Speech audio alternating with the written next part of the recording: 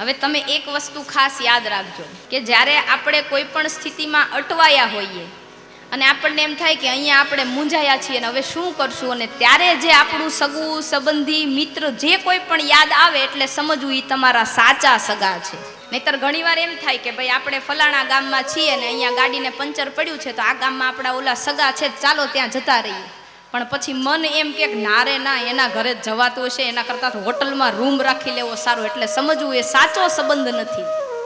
તો અહીંયા ભગવાનને એમ થયું કે મારે કૌરવોના ઘરનું તો પાણી પણ નથી પીવું, તો હવે કારણ કે ભગવાનને છે ને બહુ ભૂખ લાગતી, એટલે એવું નથી કે ભગવાનને ખાવાનો શોખ હતો, પણ ભગવાન ભક્તને આધીન થઈને રહે છે. કર્માબાઈને ત્યાં ગયા કે ભૂખ લાગી છે, કાંઈ છે? કર્માબાઈ કે ટાઢો ખીચડો છે. અરે કે ચાલે આવા દે.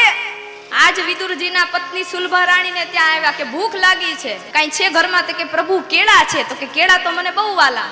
આમ પણ ભગવાન શ્રી હરિનું મુખ્ય ફળ કેળું છે, કદલી ફળ, અને આપણે રોજ સમર્પિત કરીએ છીએ. તો કે કેળા તો મને બહુ ભાવે. હવે સુલભા રાણી, કારણ કે ભગવાન આવ્યા હોય જેના ઘરે એને પછી ભાન રહે, તો સુલભા રાણી કેળા લઈને આવ્યા, ફોલી ફોલીને છોતરા ભગવાનને દે ને કેળું નાખી દે. ભગવાને છોતરાય આરોગ્યા.